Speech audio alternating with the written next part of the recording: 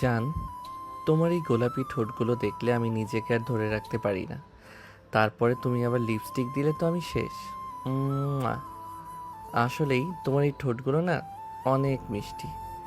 এই নাও আর একটা। বাবা, নায়ক সাহেব তো দেখি আজকে অনেক রোমান্টিক। নাহিদ ঘুমের মধ্যে বিড়বিড় করে এইগুলোই বলছিল। তখনই তার ছোট বোন আনিশা এসে তার মুখে পানি ঢেলে দেয়। এই এই এই কে? নাহিদ তৎক্ষণাৎ উঠে বসে, চোখ মুছতে মুছতে সামনে তাকিয়ে দেখে আনিশা মুখে হাত দিয়ে হাসছে। এ আনিসা, তুই এটা কি করলি? আমি তোর ভাবিকে কিসটাও করতে পারলাম না। ভাইয়া, প্রতিদিনের মতো আজকেও যেসব কথা বলছিলে, এটা যদি আব্বু আম্মুকেও শুনতে পেত তাহলে ভাব কি হতো। তাই বলে তুই আমার মুখে পানি ঢেলে দিবি? তোকে তো আমি সেই কখন থেকে ডেকে যাচ্ছি, কিন্তু তোর ওঠার কোনো নামগন্ধই নেই। তো আমি কি করব? আচ্ছা, এখন নিচে আয়, আম্মু নাস্তা খাওয়ার জন্য ডাকছে। ঠিক আছে, তুই যা, আমি আসছি। নাহিদ তখন বিছানা থেকে নেমে গিয়ে ওয়াশরুমে যায়। দাঁত ব্রাশ করার সময় আকাশ নিজে নিজেই সেই স্বপ্নের কথা মনে করে হাসে আর নিজে নিজে বলে, আমি যাকে নিয়ে এত ভাবছি তার মতো কেউ কি আসলেই আছে, নাকি এটা শুধুই একটা কল্পনা? নাহিদ তারপর ফ্রেশ হয়ে নিচে গিয়ে নাস্তার টেবিলে বসে। তখনই তার বাবা বলে, কি ব্যাপার, তোর ঘুম থেকে উঠতে প্রতিদিন এত দেরি হয় কেন? আসলে বাবা, রাতে দেরি করে ঘুম আসে, তাই। দেরি করে ঘুম আসে মানে? এটা তো চিন্তার বিষয়। আরে বাবা, ভাইয়া আসলে অনেক রাত পর্যন্ত মোবাইল টিপে তো তাই। আনিশা তখন নাহিদের দিকে তাকিয়ে চোখ মারে। নাহিদ বুঝতে পারে আনিশা তার সাথে মজা নিচ্ছে।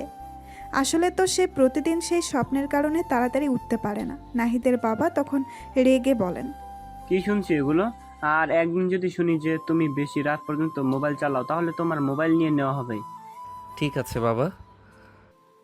তখনই পাশ থেকে নাহিদের মা বলেন, কি শুরু করলে তোমরা? তাড়াতাড়ি নাস্তা শেষ করো। সবাই তখন চুপ করে নাস্তা করে। নাস্তা শেষ করে নাহিদ তার রুমে গিয়ে ভার্সিটির জন্য রেডি হয়ে বাসা থেকে বেরিয়ে গ্যারেজে যায়। সেখানে আনিশাও ছিল। ভাইয়া, আজকে তো আমাকে তোর বাইকে করে একটু কলেজ পর্যন্ত ড্রপ করে দে প্লিজ।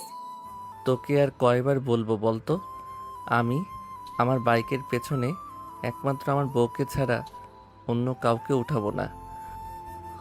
তাছাড়া তুই তো তোর গাড়িতে করেই যেতে পারিস, আমার পেছনে লেগে আছিস কেন? তুইও তো তোর গাড়িতে করে যেতে পারিস, তাহলে তুই কেন বাইকে করে যাস? বাইকে যাওয়ার ফিলিংস কখনো গাড়িতে আসবে না, সেই জন্য বাইকে করে যাই। আমিও তো এটাই বলছি, আমারও গাড়িতে করে যেতে আর ভালো লাগছে না। তাহলে আব্বুকে বল তোকে একটা বাইক কিনে দিতে। আমাকে আর জ্বালাস না, আমি গেলাম। নাহিদ তখন তার চশমা চোখে লাগিয়ে বাইক নিয়ে গ্যারেজ থেকে বের হয়। আর পেছনে আনিশা তো রাগে ফুঁসছে। নাহিদ তখনই তার বাড়ির গেট দিয়ে বের হয়ে পাশের বাড়ির ওভারটেকারকে তখনই সে দাঁড়িয়ে যায়। নাহিদ চশমা নিচু করে দেখতে পায় ট্রাক থেকে জিনিসপত্র নামিয়ে বাড়িতে ঢোকানো হচ্ছে। আর বাড়ির নাম খান ভিলা থেকে রহমান ভিলা রাখা হয়েছে। ও, রহিম আঙ্কেল তাহলে বাড়িটা বিক্রি করে দিয়েছে।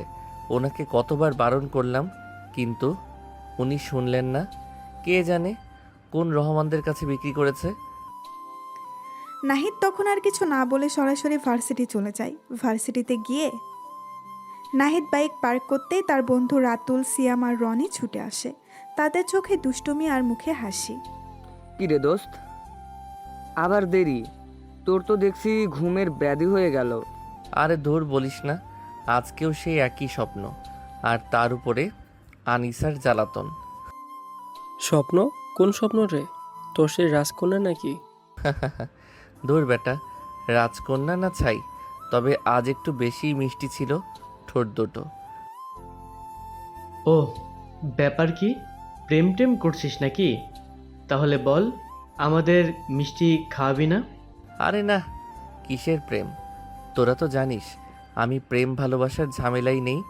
এটা শুধু একটা স্বপ্ন, প্রতিদিন দেখি আর ঘুম ভাঙে। বাদ দে এসব, চল ক্লাসে যাই, নয়তো স্যার আবার চোখ রাঙাবে। ওরা তখন ক্লাসের দিকে হাঁটা ধরে। ক্লাস শেষ হওয়ার পর সবাই ক্যান্টিনে যায়। কি রে নাহিদ, তুই নাকি তোর বাইকে বউ ছাড়া আর কাউকে তুলবি না, তোর বোন বলছিল। আরে ওটা তো ওর সাথে মজা করার জন্য বলেছিলাম। আসলে আমি একটু একা থাকতে পছন্দ করি বাইকে। একা থাকতে পছন্দ করিস, আবার স্বপ্নে বউ খুঁজিস? তোর এই বাইকের নেশা কবে যাবে রে? যেদিন আমার স্বপ্নের সেই মেয়েকে পাবো সেদিনই বাইকের নেশা কেটে যাবে। আচ্ছা, তোর কি মনে হয় তোর স্বপ্নের সেই মেয়েটা বাস্তবে আছে? জানি না রে, তবে যদি থাকে তাহলে আমি তাকে খুঁজে বের করবই। ওরা আরও কিছুক্ষণ ক্যান্টিনে গল্প করে। ক্লাস শেষ হওয়ার পর সবাই যার যার মতো বাড়ির পথে রওনা দেয়। নাহিদ বাইকে করে বাড়ির দিকেই ফিরছিল। বাড়ি ফিরে নাহিদ বাইক পার্কিং করে। যখনই সে বাড়ির ভেতরে ঢুকে তখনই ভেতর থেকে হাসি ঠাট্টার আওয়াজ শুনতে পায়।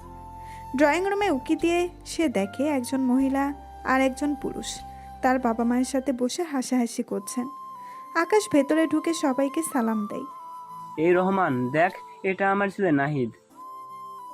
বাবা, মাশাআল্লাহ, তোর ছেলে তো দেখি খুব বড় হয়ে গিয়েছে। দেখতেও মাশাআল্লাহ অনেক সুন্দর হয়েছে। তো বাবা, কোন ক্লাসে পড়ো তুমি? জি আঙ্কেল, অনার্স প্রথম বর্ষ। বাবা, খুব ভালো। আঙ্কেল আন্টি কিছু মনে করবেন না, আসলে আপনাদের চিনতে পারলাম না।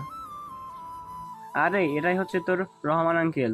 ওই যে মনে আছে, আমি তো সবসময় রহমান নামের এক বন্ধুর কথা বলতাম। উনি কি রহমান আঙ্কেল? হ্যাঁ, উনি রহমান আঙ্কেল। আপনার কথা অনেক শুনেছি আঙ্কেল, বাবা প্রায় আপনার কথা বলে।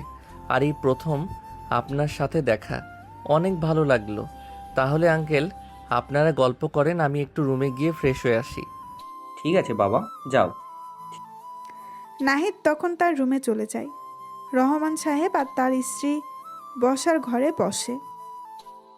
ভাইজান আর ভাবি, আপনারা সবাই কিন্তু আজকে আমাদের বাসায় ডিনার করবেন। না ভাবি, আপনাদের বিনা কারণে কষ্ট দেওয়ার কি দরকার আছে কোনো? কি যে বলেন আপনারা, নতুন বাড়িতে উঠেছেন, এখন অনেক কাজ, তাই কষ্ট করে রান্না করার দরকার নেই। আজকে আমাদের বাসায় ডিনার করবেন, আর কোনো না শুনবো না, বলে দিলাম। হ্যাঁ রহমান, তোর ভাবি ঠিক বলেছে, আর কোনো কথা না, তোরা আমাদের বাসায় ডিনার করবি। ঠিক আছে, তুই যখন এত জোর করছিস, আর কি করার। তো তোর ছেলে মেয়ে সম্পর্কে তো কিছু বললি না। আমার একটাই মেয়ে, নাম লামিসা, এবার অনার্স 3য় বর্ষে পড়ে। তো লামিশা মামুনি কোথায়? ও এখন বাড়িতেই আছে, ওর রুম সাজাচ্ছে, সমস্যা নেই, রাতে পরিচয় করিয়ে দিব। এভাবেই তাদের কথোপকথন চলতে থাকে। কিছুক্ষণ পর নাহিদ নিচে নেমে আসে। এরপর সবাই মিলে একসাথে আড্ডা দেওয়া শুরু করে। অল্প কিছু সময়ের মধ্যেই নাহিদের সাথে রহমান সাহেব এবং তার স্ত্রী খুব ভালো একটা সম্পর্ক হয়ে যায়। কিছুক্ষণ গল্প করার পর রহমান সাহেব এবং তার স্ত্রী নিজেদের বাড়িতে চলে যান। নাহিদ তখন নিজের রুমে গিয়ে বসে। দেখে তার বন্ধুরা অনেকগুলো কল করেছে, ফোনটা রুমেই ছিল বলে সে রিসিভ করতে পারেনি। তখন নাহিদ তার বন্ধুদের গ্রুপ কল দেয়। আরে আজকে তোদের বলেছিলাম না, রহিম চাচা তার বাড়িটা বিক্রি করে দিয়েছে, আর যে নতুন মালিক উঠেছে সে হচ্ছে আমার বাবার ছোটবেলার বন্ধু। এতক্ষণ ওনাদের সাথেই গল্প করছিলাম। ওহ তাই? আমি তো মনে করেছিলাম তুই আবার সেই স্বপ্ন দেখছিস। আমিও তাই মনে করেছিলাম। তোরা সারাক্ষণ একটা বিষয় নিয়ে কেন মজা করিস বলতো? আরে আজকে তোকে বলতে মনে ছিল না, সামনে কিন্তু আমাদের স্পোর্টস টুর্নামেন্ট আসছে। কবে? এই তো সামনের মাসের 6 তারিখ। সামনের মাসের 6 তারিখ মানে? তাহলে তো আর মাত্র 10 দিন আছে। হ্যাঁ, 10 দিনই আছে। এবার একটু দেরি করে কম্পিটিশনের ঘোষণা দিয়েছে। তাহলে সবাই প্রস্তুতি নেওয়া শুরু কর। প্রস্তুতি আর কি নিব, শুধু কম্পিটিশনের আগের দিন একটু প্র্যাকটিস করব, এতেই হবে। হ্যাঁ, ওই সব তো ঠিকই আছে। আর একটা কথা বল যে জার্সি বানাবি কখন? জার্সিগুলো বানাতেও কিন্তু প্রায় 1 সপ্তাহ সময় লেগে যাবে। হ্যাঁ, ঠিক কথা মনে করিয়েছিস। আমি গ্রাফিক্স ডিজাইনারকে মেসেজ করে দিচ্ছি যেন এবার আরও ইউনিক এবং সুন্দর একটি জার্সি ডিজাইন করে। তারপরে না হয় আমরা সবাই মিলে খেলাঘরে গিয়ে অর্ডার দিয়ে আসবো। হ্যাঁ হ্যাঁ, ঠিক আছে। আর জার্সির যে ডিজাইনটা করবে সেটা আমাদেরকে দেখাস মনে করে। আচ্ছা ঠিক আছে, এখন তাহলে রাখি। তারপর কল কেটে নাহিদ নিচে যায়। তার আম্মু নাস্তা বানিয়েছেন। আকাশ সন্ধ্যার নাস্তা করে তার রুমে গিয়ে পড়তে বসে। 1.5 ঘন্টা পর নিচ থেকে কথা বলার আওয়াজ শোনা যায়। নাহিদ তখন তার রুম থেকে বেরিয়ে সিঁড়ি দিয়ে নিচে নামবে। তখনই তার চোখ আটকে যায় সোফার একপাশে বসে থাকে একটি মেয়ের উপর। নাহিদ মনে মনে বলে, আরে এটাই তো আমার স্বপ্নের রাজকন্যা, কিন্তু ও কি তাহলে রহমান আঙ্কেলের মেয়ে? বাহ বাহ নাহিদ, তোর রাস্তা ক্লিয়ার, তুই তোর স্বপ্নের রাজকন্যাকে পেয়ে গেছিস। নাহিদ তখন এক দৌড়ে তার রুমে এসে তার সকল বন্ধুকে গ্রুপ কল দেয়। নাহিদ খুশিতেই নাচতে নাচতে বলে, এই সবাই শোন, কালকে আমার তরফ থেকে সবাইকে ট্রিট, যে যা খেতে পারি সমস্যা নাই, আনলিমিটেড। আরে তোকে এমন খুশি লাগতেছে কেন? আর হঠাৎ তুই নিজের থেকে ট্রিট দিবি, আমার তো বিশ্বাসই হচ্ছে না। আরে নাহিদ, কি হয়েছে তুই সেটা বলতো। আরে আমি আমার স্বপ্নের রাজকন্যাকে পেয়ে গিয়েছি। কি? তুই কি মজা করছিস নাকি? আরে আমি মজা করব কেন, আমি কি ওকে পেয়ে গিয়েছি? আরে আমার তো বিশ্বাসই হচ্ছে না। তোদের বলেছিলাম না, আমার বাবার ছোটবেলার বন্ধু আমাদের পাশের বাড়িতে উঠেছে, ওনার মেয়ে হচ্ছে আমার সেই স্বপ্নের রানী। এখন মাত্র নিচে যাওয়ার সময় ওকে দেখলাম। দাঁড়া, আমরা এক্ষুনি আসছি। ভাবিকে তো দেখতে হবে। আরে না, এখন না, পরে, বাড়িতে গেস্ট আছে। এত বড় একটা খবর, তীর তো তাহলে নিতেই হবে। হ্যাঁ নাহিদ, কালকে রেডি থাকিস, পকেট গরম করে আসিস, কারণ আমরা সবাই কালকে সকালে নাস্তা করা ছাড়া আসবো। তোর পকেট পুরো ফাঁকা করে দিব। আরে তোর আমার ব্যাংক ব্যালেন্স খালি করে দিলেও সমস্যা নেই, আমি যে কি খুশিতে আছি সেটা তোরা বুঝবি না। হ্যাঁ হ্যাঁ, আমরা তো বুঝতেই পারছি কেমন খুশিতে আছিস। তখনই আনিশা নাহিদকে ডাকতে ডাকতে তার রুমে আসে। তখন নাহিদ তার বন্ধুদেরকে বলে, আচ্ছা তাহলে এখন রাখি, আনিসা ডাকছে, দেখি কি হয়েছে। এই কথা বলে নাহিদ বাকিদের কিছু বলার সুযোগ না দিয়ে কল কেটে দেয়। তখন আনিশা নাহিদের পেছন থেকে এসে বলে, ভাইয়া, ডিনার করবি না নাকি? আম্মু সে কখন থেকে তোকে ডাকছে, তুই কি কানে শুনতে পাস না? না, তখন শুনতে পাইনি। আচ্ছা চল। তারপর তারা নিচে যাচ্ছিল। তখন নাহিদ আনিশাকে জিজ্ঞেস করে, আচ্ছা, একটু আগে এসে দেখলাম একটা মেয়ে, সে কে? ও, তুই কি লামিসা আপুর কথা বলছিস? এই লামিসা আপু আবার কে? নাহিদ তখন আর কিছু বলল না। নাহিদ মনে মনে বলে, ও তাহলে ওর নাম লামিসা। লামিসার কথা ভাবতে ভাবতেই নাহিদ নিচে যায়। সবাই ডাইনিং রুমেই বসেছিল। নাহিদের মা নাহিদকে ডাক দেয়।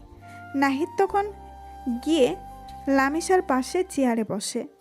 নাইট বাবা, ও হচ্ছে আমার একমাত্র মেয়ে, লামিশা। এবার অনার্স 3য় বর্ষে পড়ে। হ্যালো আপু, আমি নাহিদ, অনার্স 1ম বর্ষে পড়ি। জি, আমি লামিসা। আচ্ছা নাহিদ বাবা, শোনো, আমরা তো সবাই এখানে নতুন। লামিসা এখানে কিছুই চেনে না, ও তোমাদেরই ভার্সিটিতে ভর্তি হবে। তুমি কালকে একটু কষ্ট করে ওকে তোমার সাথে নিয়ে গিয়ে ভর্তি করিয়ে দিও। ঠিক আছে আঙ্কেল, কোনো সমস্যা নেই। আপু আপনি 10টার আগে রেডি থাকেন, আমি আপনাকে রিসিভ করে নিয়ে যাব। লামিসা শুধু মাথা নাড়ায়, মুখে কিছু বলে না।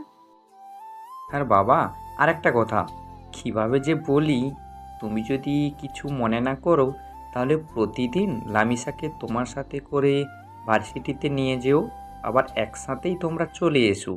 বর্তমান সমাজের যে অবস্থা, মেয়েদের কোনো সুরক্ষাই নেই। আমি না কাউকেই ভরসা করতে পারছি না, তাই তোমাকে বললাম, তুমি প্লিজ একটু কষ্ট করো। আরে আঙ্কেল, আপনি এভাবে রিকোয়েস্ট করছেন কেন? আপনি আমার বাবার ফ্রেন্ড, মানে আমার বাবার মতোই। আপনি আমাকে ছেলে মনে করে আদেশ করবেন, আর আমি সেটা পালন করব। হ্যাঁ রহমান, নাহিদ একদম ঠিক কথা বলেছে। এভাবেই গল্প করতে করতে সবাই খাবার খাচ্ছিল। লামিসা যেহেতু নাহিদের পাশেই ছিল, নাহিদ ঠিক করে লামিসাকে দেখতে পাচ্ছিল না। সবাই সামনেই ছিল, কিন্তু মাঝে মাঝে পানি খাওয়ার বাহানায় লামিসার দিকে ফিরে। লামিসা এবং কেউ এটা বুঝতে পারে না। এভাবেই খাওয়া দাওয়া শেষ হয়ে যায়। লামিসারা সবাই তাদের বাড়িতে চলে যায়। নাহিদ তার রুমে এসে শুয়ে পড়ে। বিছানায় শুয়ে নাহিদ লামিসার কথাই ভাবছিল। এই মেয়েটা কি সত্যি আমার স্বপ্নের রাজকন্যা? দেখতে তো ঠিক ওর মতোই লাগছে, কিন্তু এত শান্ত কেন? আর একটু কথা বলে না। যাই হোক, কালকে তো ভার্সিটিতে নিয়ে যেতে হবে, তখন নিশ্চয়ই আরও কথা হবে। আর প্রতিদিন একসাথে যাওয়া আসা, এটা তো দারুণ সুযোগ। আমাকে ওর মন জয় করতেই হবে, কিন্তু কিভাবে করব? ওর মনে কি আছে কে জানে। তারপর নাহিদ কোলবালিশ জড়িয়ে ধরে ঘুমিয়ে যায়। দেখতে দেখতে সকাল হয়ে যায়। নাহিদ বিছানা থেকে উঠে সুন্দরভাবে রেডি হয়ে তার বাইক নিয়ে লামিসার বাড়ি চলে যায়। বাইক রেখে বাড়ির ভেতরে গেলেই লামিসার মা বলেন, বসে পড়ে। আরে নাইত বাবা, তুমি চলে এসেছো? জি আন্টি। লামিসা আপু কোথায়? লামিসা তো এখনো রেডি হয়নি, তুমি একটু বসো, কিছুক্ষণ অপেক্ষা করো, চলে আসবে। আমি তোমার জন্য নাস্তা নিয়ে আসছি। আরে না আন্টি, আমি এইমাত্র বাসা থেকে নাস্তা করে এসেছি। কিন্তু খালি মুখে কারো বাড়ি থেকে চলে যাওয়া উচিত নয়। ঠিক আছে আন্টি, অন্যদিন না হয় আপনাদের বাড়িতে এসে নাস্তা করব। তাদের কথার মাঝখানেই লামিসার সিঁড়ি দিয়ে নামছিল। নাহিদ তখন ক্ষণিকের জন্য হাঁ হয়ে যায়, কিন্তু পরক্ষণেই নিজেকে সামলে নেয়, কারণ এখানে আরও লোকজন আছে। লামিসা ভার্সিটির ইউনিফর্ম পরেছিল, কিন্তু ইউনিফর্মে তাকে এতটাই সুন্দর লাগছিল সেটা বলে বোঝানো যাবে না। তারপর লামিসা নেমে আসলেই নাহিদ বলে, আপু, আপনার সব কাগজপত্র নিয়েছেন? হ্যাঁ নিয়েছি। তাহলে চলুন। আচ্ছা আন্টি, আমরা গেলাম। তারপর তারা বাড়ি থেকে বের হয়। বাইকের কাছে এসে নাহিদ লামিসাকে বলে, বাইকে বসতে পারেন। আগে কখনো উঠিনি, কিন্তু উঠার অনেক ইচ্ছা আছে। তাহলে তো ভালোই। তাহলে চলুন, আজকে বাইকে করেই যাই। কিন্তু আমার ভয় করে যদি পড়ে যাই। আরে কিছু হবে না, আমি উঠছি, তারপর আপনি উঠুন। নাহিদ তখন বাইকে উঠে বাইক স্টার্ট দিয়ে লামিসাকে উঠতে বলে। তখন লামিসা বাইকে উঠে নাহিদকে পেছন থেকে জড়িয়ে ধরে। নাহিদ যেন কিছুক্ষণের জন্যই থমকে যায়। তখন নাহিদ একটা মুস্কি হাসি দিয়ে বাইক টান দেয়। তারা ভার্সিটির দিকেই যাচ্ছিল। তখন আনিশাও তার কলেজের দিকেই যাচ্ছিল। সে লামিসাকে নাহিদের বাইকের পেছনে বসে থাকতে দেখে অবাক হয়ে যায়। তখন আনিশা গাড়ি টান দিয়ে নাহিদের পাশে গিয়ে সন্দেহের স্বরে বলে, ভাইয়া, এই একদম 1 ইঞ্চি কথা বলবি না, সোজা তুই তোর রাস্তায় যা, আমাকে আমার রাস্তায় যেতে দে। কোনো কথা বললে তোর খবর আছে।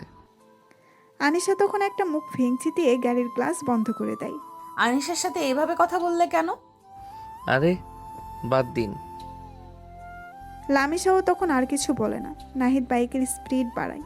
লামিসা তখন ভয় পেয়ে নাহিদকে আরো শক্ত করে জড়িয়ে ধরে। নাহিদ তার মনের মধ্যে খুশিতে লুঙ্গি ডান্স দিচ্ছে। তারপর তারা ভার্সিটিতে এসে পৌঁছায়। লামিসা বাইক থেকে নামতে পারছিল না, তাই নাহিদ লামিসার হাত ধরে তাকে বাইক থেকে নামায়। দূর থেকে নাহিদের বন্ধুরা এটা দেখতে পেয়ে তারা বসা থেকে দাঁড়ায়। যেই তারা নাহিদের দিকে আসতে যাবে, তখনই নাহিদ তাদেরকে ইশারা করে আসতে বারণ করে, তাই তারাও আর আসে না। নাহিদ তখন প্রিন্সিপাল স্যারের রুমের দিকে যায়। লামিসাও পিছে পিছে যায়। May I come in sir? আরে নাহিদ, আসো আসো।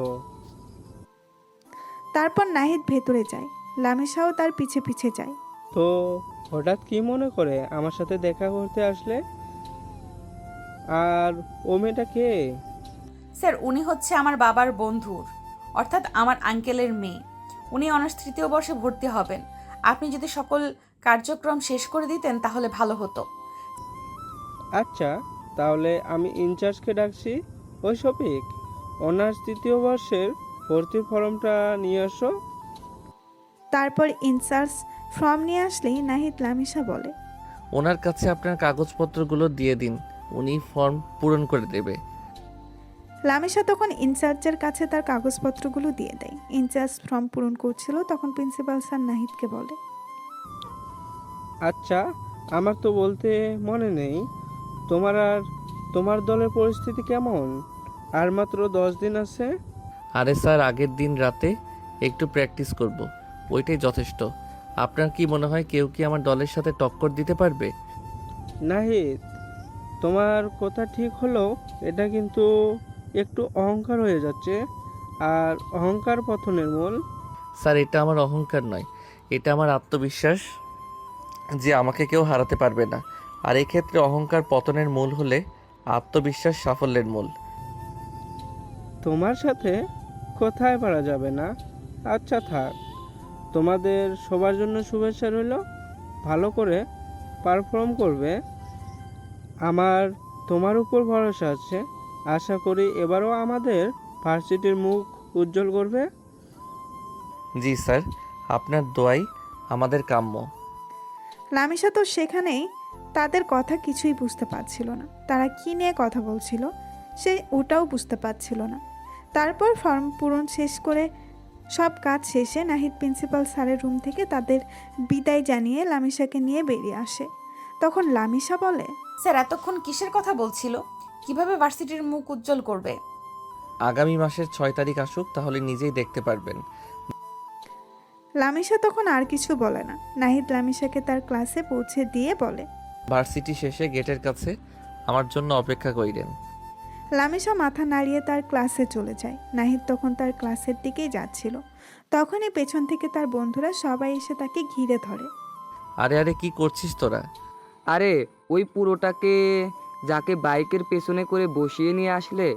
কতবার বললাম, তারপরও কখনো আমাদের কাউকে বসাসনি। বলেছি যে তোর বউকে বসাবে, তাহলে ওই আপুটা কে? আরে ওই তো আমার স্বপ্নের রাজকন্যা। উনি তাহলে ভাবি? কিন্তু ওনাকে তো এখন দেখলাম 3rd ইয়ারের ক্লাসে ঢুকলো। হ্যাঁ, উনি 3য় বর্ষে পড়ে। তাহলে তো উনি তোর থেকে প্রায় 3 বছরের বড়। সে যখন আমার স্বপ্নে আসতো তখন কি আমি তার বয়স জানতাম? আমি তাকে দেখে ভালোবেসেছি, তার বয়স দেখে নয়। বাহ বাহ, বন্ধু আমার লাভ শুরু করে দিয়েছে। আরে এগুলো বাদ দে, আজকে সকালে কিন্তু সত্যি নাস্তা করে আসিনি। এখন চল, ট্রিট দিবি। আচ্ছা চলো। তারপর তারা ভার্সিটি থেকে বেরিয়ে ভার্সিটির পাশেই একটা রেস্টুরেন্টে যায়। তারপর তারা খাবার অর্ডার দিয়ে বসেছিল। দোস্তরা, আমার তো মনে হচ্ছে এবার আমার সিঙ্গেল জীবনের ইতি হতে চলেছে। তোরা তো জানিস এই তিথি আমার সেই স্বপ্নের রাজকন্যা। এখন বল ওকে কিভাবে পটাতে পারি? তোরা তো আমার থেকে বেশি এক্সপার্ট। আরে এটা তো সহজ। মেয়েদের মন জয় করতে হলে আগে বন্ধুত্ব করতে হবে, তারপর প্রশংসা করতে হবে। হ্যাঁ, রাতুল ঠিকই বলেছে। আর একটু কেয়ারিং হতে হবে, ছোট ছোট বিষয় খেয়াল রাখবি। কিন্তু ভাবি তো মনে হয় খুব কম কথা বলে, ওনার সাথে কথা শুরু করবি কিভাবে? সেটাই তো ভাবছি, ওর মুখে তো হাসিও দেখিনি। দেখ, তুই ওনাকে প্রতিদিন বাইকে করে নিয়ে আনছিস, এটা একটা বড় প্লাস পয়েন্ট।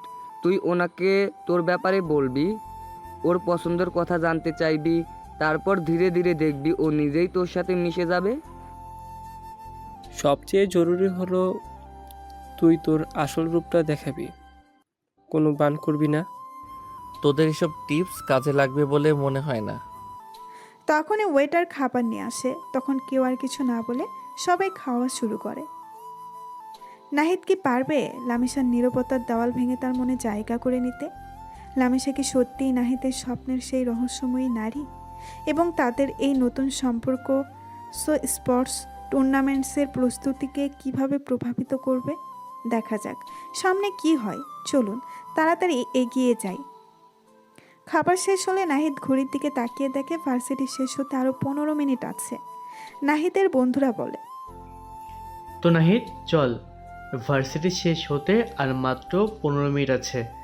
এখন আর ভার্সিটিতে গিয়ে লাভ নেই। না, আমাকে ওনার জন্য ওয়েট করতে হবে। আঙ্কেল বলেছেন যেন প্রতিদিন ওনাকে সাথে করে নিয়ে যাই। বাহ, এটা তো তোর জন্য আরও একটা প্লাস পয়েন্ট। এই সুযোগটা কাজে লাগা। দূর, তোরা যা তো। তখন নাহিদের বন্ধুরা আর কিছু না বলে চলে যায়। নাহিদ তখন গেটের পাশে দাঁড়িয়ে অপেক্ষা করছিল। কিছুক্ষণ পরে ভার্সিটি ছুটি হলেই লামিসা গেটের কাছে আসে। নাহিদ তখন তাকে নিয়ে বাইকের কাছে যায়। বাইক স্টার্ট দিলেই লামিসা উঠে বসে। তারপর তারা বাড়ির উদ্দেশ্যে রওনা হয়। রাস্তায় নাহিদ লামিসার সাথে অনেক কথা বলার চেষ্টা করেছে, কিন্তু লামিসা শুধু নাহিদের প্রশ্নের উত্তর দিয়ে আর কিছুই বলে না। তাই নাহিদের মন কিছুটা খারাপ হয়ে যায়। তারপর নাহিদ লামিসাকে তাদের বাড়ির সামনে নামিয়ে দিয়ে নিজের বাড়িতে চলে যায়। নাহিদ বাড়িতে গেলে তার মা বলে, তুই ফ্রেশ হয়ে আয়, আমি খাবার দিচ্ছি। না মা, বন্ধুদের সাথে খেয়ে নিয়েছি, আমি এখন আর খাবো না, আমি রুমে গেলাম। নাহিদের মা তখন আর কিছুই বলেন না। নাহিদ রুমে চলে যায়। তারপর সে ফ্রেশ হয়ে রুম থেকে বের হয়।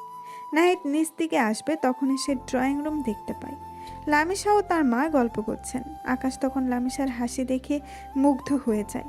নাহিদ মনে মনে বলে, আহ কি সুন্দর হাসি, এই হাসিটা যদি আমার জন্য হতো।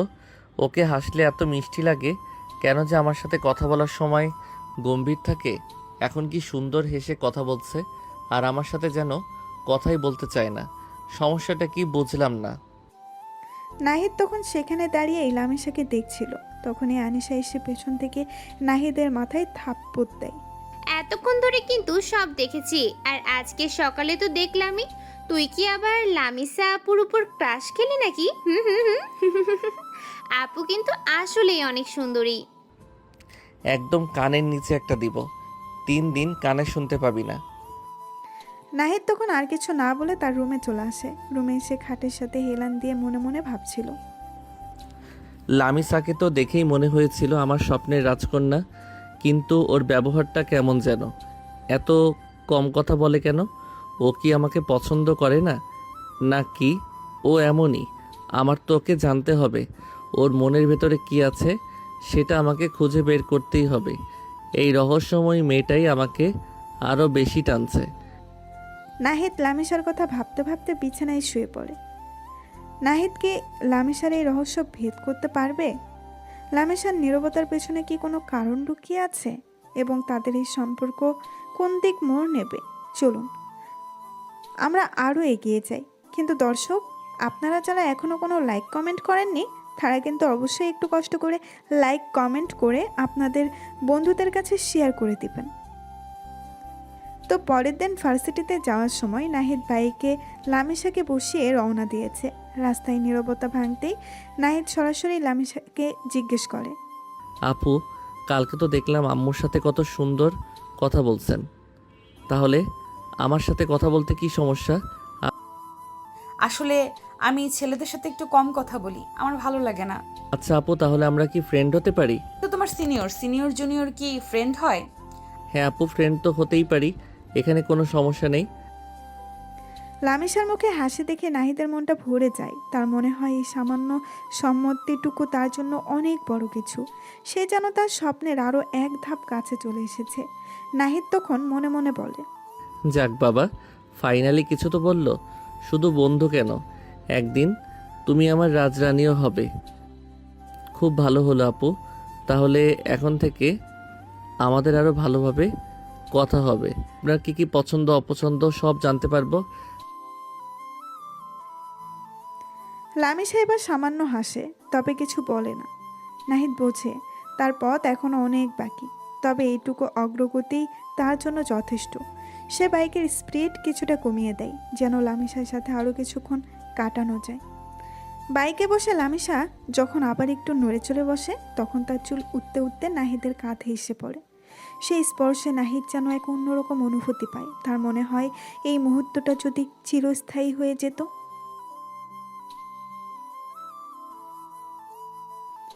তারপর তারা ভার্সিটিতে এসে পৌঁছায়। এভাবেই দিনগুলো কেটে যাচ্ছিল। নাহিদ লামিসার সাথে কথা বলার চেষ্টা করত, কিন্তু লামিসা নাহিদের সাথে তেমন কথা বলতো না। দেখতে দেখতেই স্পোর্টস টুর্নামেন্টের দিন চলে আসে। আজ 5 তারিখ, আগামীকাল টুর্নামেন্ট। রাতে নাহিদ তার বন্ধুদের রাতুল, সিয়াম আর রনিকে নিয়ে তাদের বাড়ির ছাদে বসে প্র্যাকটিস করছিল। চারপাশে হালকা শীতের বাতাস বইছে, আর তারা গেমে মগ্ন। কি রে দোস্ত, তোর কি মনে হয় এবারও আমরা চ্যাম্পিয়ন হতে পারবো? কম্পিটিশন কিন্তু এবার অনেক টাফ হবে মনে হচ্ছে। আরে ধুর, আমি থাকতে চিন্তা করছিস কেন? আমার উপর ভরসা রাখ, প্র্যাকটিস কেমন হচ্ছে সেটাই দেখ। আমাদের টিম ওয়ার্কটাই আসল। টিম ওয়ার্ক তো ঠিক আছে, কিন্তু প্রতিপক্ষ তো কম শক্তিশালী না। গতবারের ফাইনালিস্টরাও আছে। আরে বাবা, এত টেনশন করছিস কেন? আমরা তো সব সময় শেষ রাতে প্র্যাকটিস করি আর বাজিমাত করি, এবারও তাই হবে। একদম ঠিক বলেছিস রনি। আমাদের স্ট্র্যাটেজি আর স্কিলই যথেষ্ট। দেখিস কালকে আমরাই ট্রফি জিতবো। শুধু আমাদের জার্সির ডিজাইনটা কেমন হয়েছে সেটা নিয়ে একটু টেনশন হচ্ছে। গ্রাফিক্স ডিজাইনারকে তো ভালো করে বুঝিয়েছি, আশা করি এবার একটা ফাটাফাটি ডিজাইন দেবে। জার্সিই হোক, পারফরমেন্স ভালো করতেই হবে। আর আমাদের নাম তো ভার্সিটিতে এমনিতেই আছে, যেটা ধরে রাখতে হবে। আচ্ছা, প্র্যাকটিস তো অনেক হলো, চল একটু ব্রেক নেই, গলা শুকিয়ে কাঠ হয়ে গেল। তারা তখন কিছুক্ষণ বিশ্রাম নেয়, হালকা হাসি ঠাট্টা করে। প্র্যাকটিস শেষে ডিনার করে সবাই আকাশের বাড়িতে থেকে যায়, কারণ এটি তাদের প্ল্যান ছিল। কালকে সবাই একসাথে ভার্সিটিতে যাবে। রাতে সবাই একই রুমে ঘুমায়। ঘুমানোর সময় নাহিদ হঠাৎ তার বন্ধুদেরকে বলে ওঠে, দোস্তরা একটা কথা বল, লামিসা আপুকে তো আমি প্রতিদিনই ভার্সিটিতে নিয়ে যাই, আবার নিয়ে আসি, কথা বলার চেষ্টা করি, কিন্তু উনি কেমন যেন চুপচাপ থাকে, খুব বেশি কথা বলে না, আমাকে এড়িয়ে চলে মনে হয়। আমি কি কিছু ভুল করছি? আরে দোস্ত, মেয়েদের মন বোঝা অত সোজা নয়। ও হয়তো একটু লাজুক টাইপের, হঠাৎ করে বেশি কথা বলতে শুরু করলে হয়তো অস্তিত্ব বোধ করে। হ্যাঁ রাতুল ঠিকই বলেছে, তুই বরং ধীরে ধীরে এগো, ওকে সময় দে, দেখবি ও এক সময় ও নিজেই তোর সাথে মিশে যাবে। জোর করিস না। আর তুই তো বলছিস যে ও একা থাকতে পছন্দ করে, হয়তো ছেলেদের সাথে মিশতে ওর সময় লাগে। তুই জাস্ট ওর পাশে থাক, সাপোর্ট দে, দেখবি সব ঠিক হয়ে যাবে। হ্যাঁ, জানি না রে, আমার তো মনে হয় আমি ওকে ইমপ্রেস করতে পারছি না। আমার স্বপ্নের রাজকন্যাকে এত কাছে পেয়েও যদি কিছু করতে না পারি তাহলে তো খুব খারাপ লাগবে। ওর মুখে তো হাসিও তেমন দেখি না, শুধু যখন ওর মায়ের সাথে কথা বলছিল তখন দেখেছিলাম। এজন্যই তো বললাম ধৈর্য ধর, আর তোর আসল রূপটা দেখা। তুই যেমন তেমনই থাক। ওর ওর নিশ্চয়ই কোনো কারণ আছে এমন চুপচাপ থাকার। হয়তো ও কোনো সমস্যার মধ্যে আছে, বা ওর জীবনে কোনো অতীত আছে। আস্তে আস্তে সব জানতে পারবি। হ্যাঁ, আর তুই তোর খেলার দিকেও মনোযোগ দে, কালকে তো টুর্নামেন্ট, মন খারাপ করে থাকলে পারফরমেন্স করতে পারবি না। ঠিক বলেছিস, কালকে তো আগে টুর্নামেন্ট জিততে হবে, তারপর না হয় তোদের ভাবির মন জেতার চেষ্টা করব। বন্ধুরা তখন নাহিদের কথাই হেসে ওঠে। তাদের এই কথোপকথন পর সবাই ক্লান্ত শরীর নিয়ে ঘুমিয়ে পড়ে। নাহিদের মনে তখনও লামিসার রহস্যময় নীরবতা আর তার মন জয়ের চিন্তা ঘুরপাক খাচ্ছিল। পরের দিন সকাল, ডাইনিং টেবিলে সবাই নাস্তা করছিল। নাহিদের বাবা মা তাদের এবং তাদের বন্ধুদের অনুপ্রেরণা দিচ্ছিল। দেখ বাবা নাহিদ, আর তোমরা সবাই সরি দেখো বাবা নাহিদ, আর তোমরা সবাই ভালো করে খেলবে, ভার্সিটির নাম রাখবে। জয় পরাজয় বড় কথা নয়, নিজেদের সেরাটা দেওয়াই আসল। হ্যাঁ বাবা, মন দিয়ে খেলবে, দেখবে জয় তোমাদের হবেই। আমাদের সবার দোয়া তোমাদের সাথে আছে, টেনশন করো না। এই আনিশা শোন, তুই তো আম্মুকে নিয়ে ভার্সিটিতে আজকে যাবি, তুই তো আর আজকে কলেজে যাবি না, তাই যাওয়ার সময় লামিসা আপুকেও নিয়ে যাস। আজকে আমরা সবাই একসাথে যাব তো, তাই ওনাকে নিয়ে যেতে পারবো না। ঠিক আছে ভাইয়া, তুমি কোনো চিন্তা করো না, তুমি তোমার খেলায় ভালো করে মনোযোগ দাও। তারপর নাস্তা করে আনিশা ও তার মা গাড়ি নিয়ে বেরিয়ে পড়েন। নাহিদের বাবা যেতে পারবেন না, কারণ তার অফিস আছে। আনিশা আর নাহিদের মা একটু আগেই বেরিয়েছেন, কারণ তারা এখন লামিসার বাসায় যাবেন। নাহিদ এবং তার বন্ধুরা বাড়িতে অপেক্ষা করছিল, কারণ তাদের জার্সি আসার কথা, কিন্তু এখনও আসেনি। ঠিক তখনই কলিং বেলের আওয়াজ শোনা যায়। নাহিদ দ্রুত দরজা খুলতেই দেখে ডেলিভারি ম্যান তাদের কাঙ্ক্ষিত জার্সির প্যাকেট নিয়ে দাঁড়িয়ে আছে। নাহিদ আনন্দের সাথে প্যাকেটটা হাতে নেয়। দেখ, জার্সি চলে এসেছে। সবাই মিলে দ্রুত প্যাকেট খোলে। জার্সির ডিজাইন দেখে তারা সবাই মুগ্ধ হয়ে যায়। প্রতিটি জার্সিতে ডার্ক ব্লু আর কালো রঙের কম্বিনেশন, আর তাতে উজ্জ্বল গোল্ডেন রং, তাদের টিমের নাম ইনফিনিটি ওয়ারউইন্স লেখা। জার্সির পেছনে টিমের লগো, একটি ড্রাগনের ছবি, যা ডিজিটাল ফায়ার ইফেক্টে তৈরি। প্রতিটি জার্সির নম্বরও আলাদা, যা প্রতিটি সদস্যের ব্যক্তিত্বের সাথে মানানসই। ওয়াও, এবারের ডিজাইনটা তো ফাটাফাটি হয়েছে রে, একদম ইউনিক। সত্যি ভাবিনি এতটা সুন্দর হবে। গোল্ডেন কালারটা পুরো জার্সিকে একটা রয়্যাল লুক দিয়েছে। এই জার্সি পরে খেলতে নামলে এমনিতেই প্রতিপক্ষের হাফ পাওয়ার শেষ হয়ে যাবে। দেখেছিস নাহিদ, তোর পছন্দটা সবসময় সেরা হয়। জানতাম এবার দারুণ কিছু হবে। চল আর দেরি না করে ভার্সিটির দিকে রওনা দিই। জার্সি পরে যখন মাঠে নামবো তখন দেখবি সবার চোখ আমাদের দিকেই থাকবে। জার্সি হাতে পেয়ে তাদের সবার মধ্যে এক অন্যরকম উত্তেজনা আর আত্মবিশ্বাস কাজ করছিল। তারা দ্রুত জার্সিগুলো পরে নেয় এবং ভার্সিটির উদ্দেশ্যে রওনা দেয়। তাদের মনে এখন শুধু একটাই লক্ষ্য, টুর্নামেন্ট জেতা। এদিকে নাহিদরা সবাই রেডি হচ্ছে। অন্যদিকে আনিশা ও তার মা লামিশার বাসায় চলে গিয়েছে। লামিশা ও লামিশার মা ড্রয়িং রুমে বসেছিলেন। লামিশা ভার্সিটির জন্য তৈরি হয়েই বসেছিল। তখনই আনিশা ও তার মা বাড়িতে গেলেই লামিশার মা বলেন, আরে ভাবি, আনিশা, হঠাৎ আপনারা? হ্যাঁ, আসলাম আর কি। আসলে আজকে নাহিদ লামিশাকে ভার্সিটিতে নিয়ে যেতে পারবে না, আর আমরা ভার্সিটিতে যাব, তো তাই আমাদের সাথে লামিশাকে নিয়ে যাব। হঠাৎ আপনারা ভার্সিটিতে যাবেন? কিছু কি হয়েছে নাকি? আরে আন্টি, কিচ্ছু হয়নি। আজকে ভাইয়াদের ভার্সিটিতে স্পোর্টস টুর্নামেন্ট হবে। আমরা সেখানে ভাইয়ার টিমের খেলা দেখতে যাব। ও, নাহিদ বাবা অংশগ্রহণ করেছে? হ্যাঁ আন্টি, ভাইয়া টানা 4 বারের চ্যাম্পিয়ন। মার্শাল্লাহ, আমি তো জানতাম না নাহিদের এত গুণ আছে। এখন তো আমারও যেতে ইচ্ছে করছে। তাহলে চলুন ভাবি। আচ্ছা ভাবি, আনিশা তোমরা বসো, আমি 5 মিনিটে রেডি হয়ে আসছি। তারপর লামিশার মা গিয়ে রেডি হয়ে আসেন। তারপর তারা সবাই গাড়িতে উঠে বসে আর সোজা ভার্সিটিতে চলে যায়। আজকে সারা ভার্সিটি সুন্দর করে সাজানো হয়েছে, চারিদিকে বিভিন্ন টিমের ব্যানার লাগানো।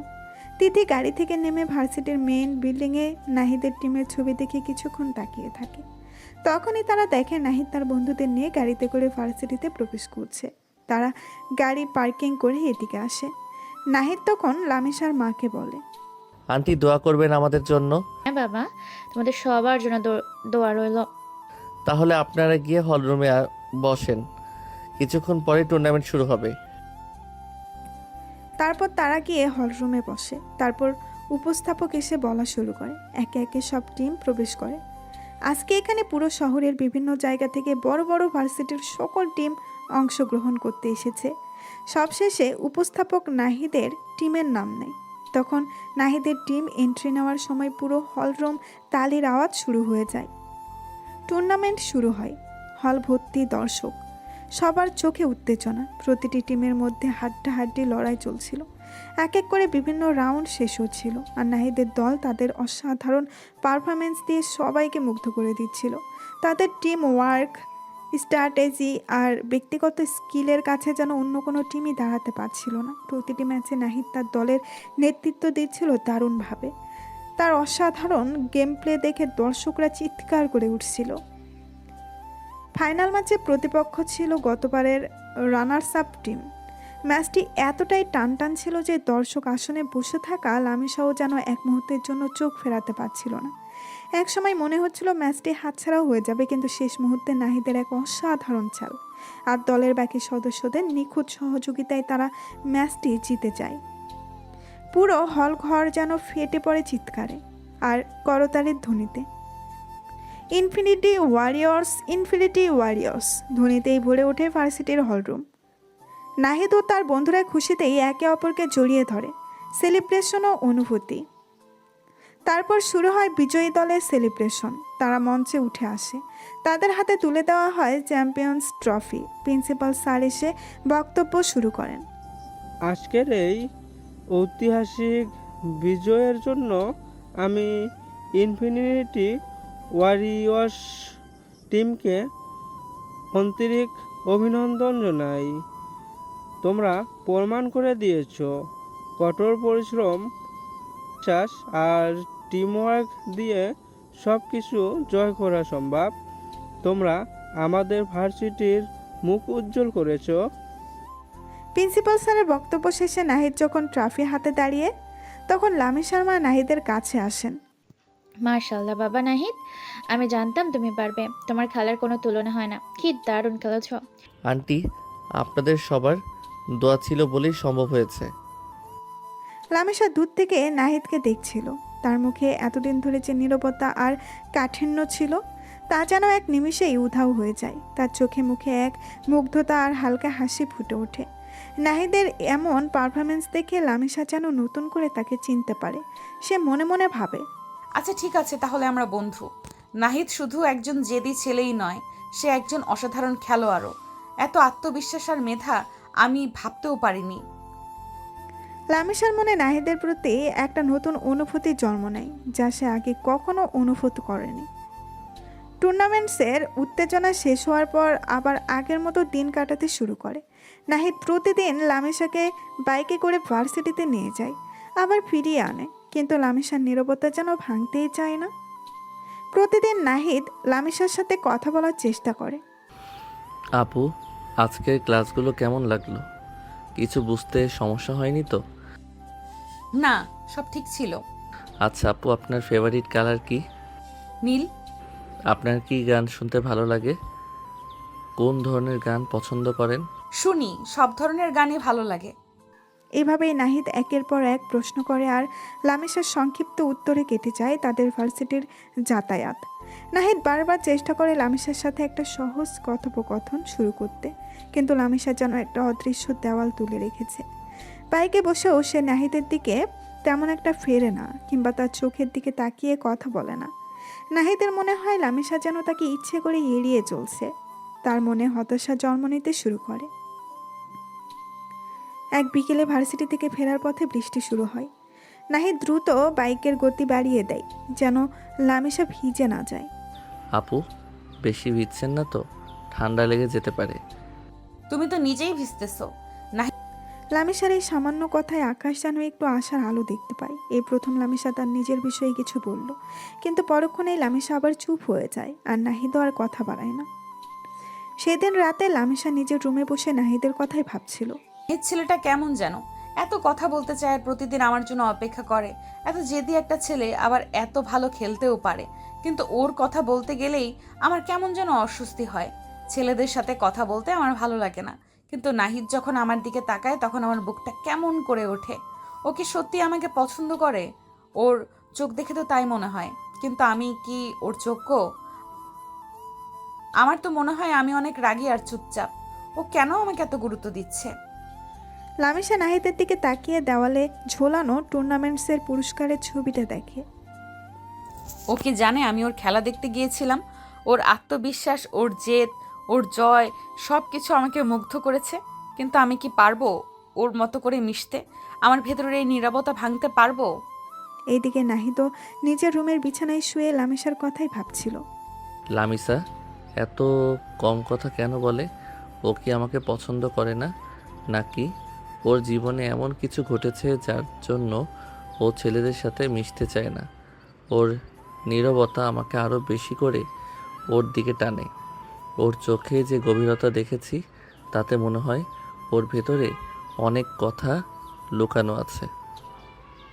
আমি ওকে ভালোবাসতে শুরু করেছি, কিন্তু কিভাবে ওর মনে পৌঁছাবো? আমি কি ওর রাগ ভাঙাতে পারবো? আমার স্বপ্নের রাজকন্যাকে এত কাছে পেয়েও যদি ওর মন আমার স্বপ্নের রাজকন্যাকে এত কাছে পেয়েও যদি ওর মন জয় করতে না পারি, তাহলে তো কোনো মানেই হয় না। আমাকে আরও চেষ্টা করতে হবে। ওর মন জয় করার একটা পথ আমাকে খুঁজেই বের করতে হবে। লামিসার নীরবতার পেছনে কি কোনো রহস্য লুকিয়ে আছে? নাহিদ কি পারবে সেই রহস্য ভেদ করে তিথির মনে জায়গা করে নিতে? তাদের সম্পর্কের কি একটা সুন্দর পূর্ণতা পাবে, নাকি ঘটবে অন্য কিছু?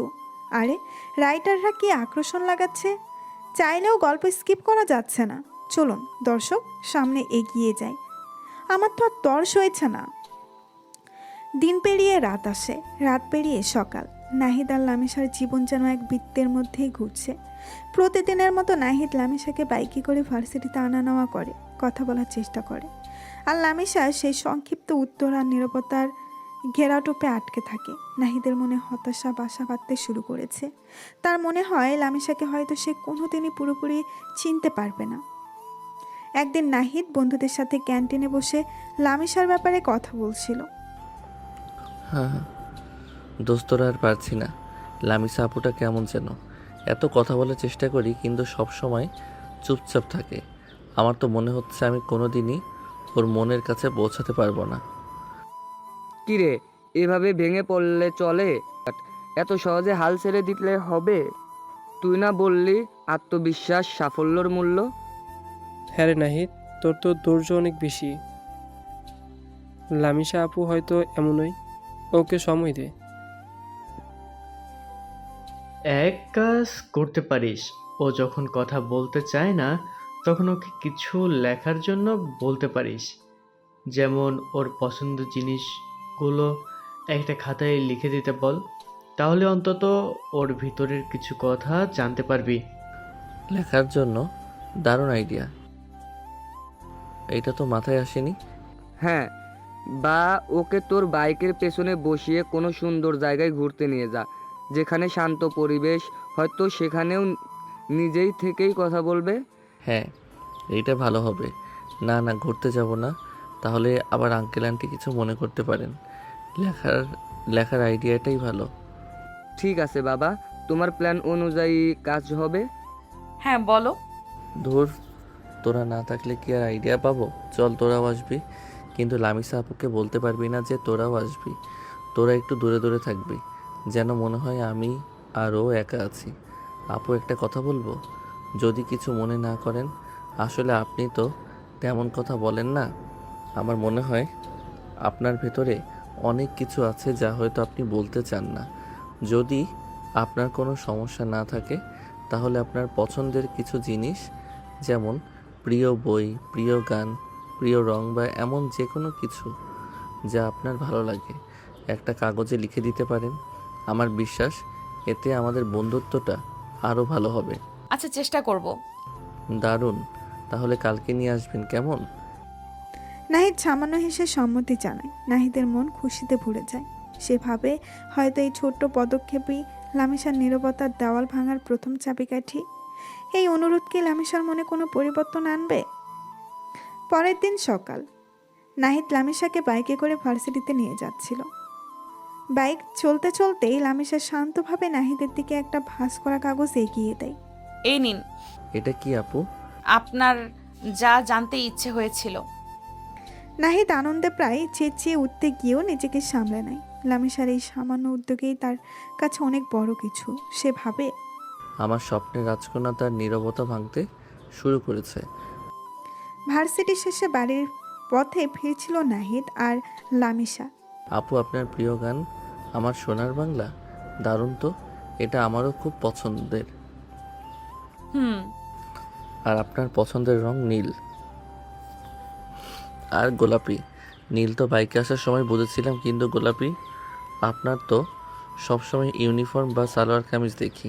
আমার রুমে বেশিরভাগ জিনিস গোলাপি রঙের। লামিশার কথা শুনে নাহিদ মনে মনে বলে। ইস, যদি দেখতে পেতাম। নাহিদ তখন লামিশার কথার উত্তরে বলে, ও তাই বুঝি। আচ্ছা, আপনি কি গল্পের বই পড়েন?